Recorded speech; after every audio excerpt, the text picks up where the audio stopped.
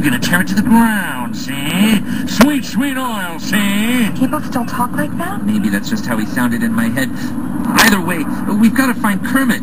He'll know what to do.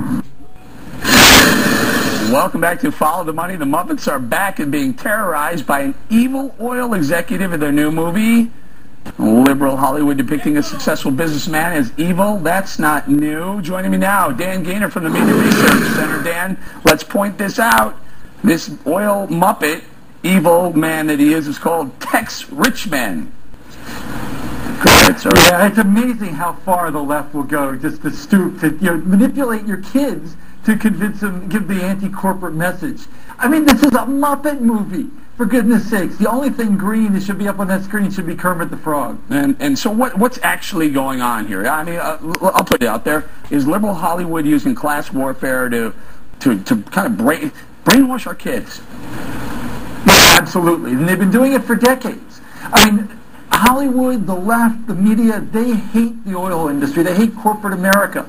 And so you'll see all these movies attacking it, whether it's Cars 2, which was another kids' movie, the George Clooney movie, Syriana, There Will Be Blood, all these movies attacking the oil industry, none of them, reminding people that what oil means for most people, which is fuel to, light a hospital or heat your home or maybe fuel an ambulance to get you to the hospital if you need that. And they don't want to tell that story. Dan, is there any Occupy Wall Street Muppets? There should be. I mean, this is what they're teaching our kids. You wonder why we've got a bunch of Occupy Wall Street people walking around all around the country. They've been indoctrinated literally for years by this kind of stuff, whether it was Captain Planet or Nickelodeon's Big Green Help or The Day After Tomorrow, the Al Gore influenced movie. All of that is what they're teaching, is that corporations are bad, oil industry is bad, and ultimately what they're telling our kids is what they told you in the movie The Matrix. Right. That mankind is a virus on poor old Mother Earth. All right, Dan, I'm sorry, we ran out of time. I'd love to bring the story up again. But I remember when I was a little kid, we were poor, we were dead broke, in fact, and my parents would see someone wealthy driving by and be like, see that guy? He started a business, he worked hard, you can be like that someday. Not pointing the finger at Tex Richman and saying he's a bad guy. Dan, thank you very much for joining us. Thank you very much, Eric. All right, Carolyn Heldman is back along with one of my fantastic co-hosts on the 5, Andrea Tanteros. By the way, Andrea, the only good number on Sesame Street is clearly 5. Yeah. Now, what's going on here? Well, it is. It's brainwashing in the most obvious form, right? I just wish liberals could leave little kids alone. Why does there have to be some kind of political message? I thought Sesame Street was supposed to be sharing and being nice to people, but over the years they've gotten more liberal. I mean, just a couple months ago we talked about this on the 5. Remember they had the Hungry Muppet, the Starving Muppet? Well, you look out there, we've got Medicaid, there's a record number of people on food stamps, we have S-CHIP, we have WIC. There's all these programs out there to take care of hungry kids. Why would that Muppet be starving? Yeah, Dr. Heldman, maybe they should have the Hungry Muppets, the food stamp Muppets, and have the evil person being the Obama administration, Obama. After all, under Obama, food stamp usage has gone up 40%. I'm going to say it's pretty Orwellian to blame that on President Obama, considering that he's in support of programs to help people who are suffering. And yes, we have seen poverty rates go up despite these programs. Doc, I said under Obama, the economy has gotten so bad that 40% more people, Americans, have had to use food stamps than prior to Obama. Right.